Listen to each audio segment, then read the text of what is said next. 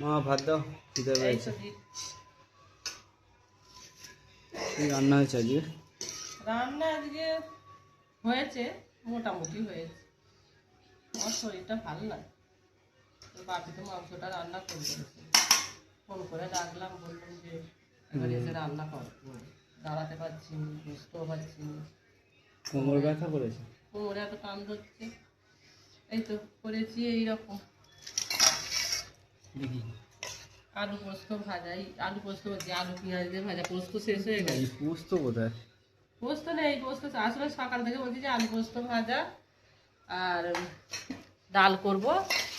আর তুই তো বাটা মাছ খাবি বলছিস, তো বাবাকে বললাম যে 100 বাটা মাছ নিয়ে এসো, নিয়ে এসছে। তো তোমাকে খাবো।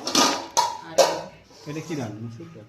মুসুর ডাল আর মুগের ডাল পাইনি, মুগ মুসুর ডাল পাইনি। ওইটা কি হয়েছে কালো কালো বললাম? কালো কোথা, লাল টকটা করে মেঘ করেছে। অন্ধকার বলে লাগে। মেঘ করেছে তো ওই জন্য তো কালো দেখা। এটা না, এটা হাতায় ডাল করে চিকেন কষা? চিকেন কষা করে। তোর ভাই আবার বড় বড় করে খায় না বলে এটা না, ছোট ছোট করেছি সব। বড় বড় হলে বলবে যে আমার ওর ভালো লাগে না। আমি ডালটা দিয়ে দিই।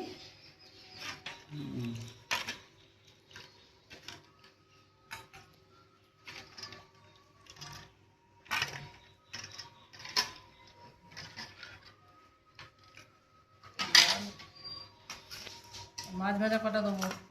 একটা। একটা। চিকেন কষাটা তুলে নিয়ে যাওয়া। এটা আবার কোত্থেকে এলো লঙ্কাটা? জানি না তো। কি সুন্দর কালার হয়েছে, কি অন্ধকারে যেন কিরকম দেখাচ্ছে অন্ধকারে। ফ্ল্যাশটা জ্বালিয়ে দেখি কিরকম লাগে। দেখ লাল টকটকে। হ্যাঁ। এই রান্না হয়েছে, খা। লেবু হলে ভালো হতো, লেবুটা শুকিয়ে কাঠ হয়ে গেছে। তোর বাপি বলছে তুমি খাবে ওইটা, আমাকে দেবে না। চিকেন কষা তো বোঝাই যাচ্ছে না, দাঁড়া এনে দেখ, বুঝতে পারছি। ঠিক আছে, হ্যাঁ। সবার ভাত বাড়ি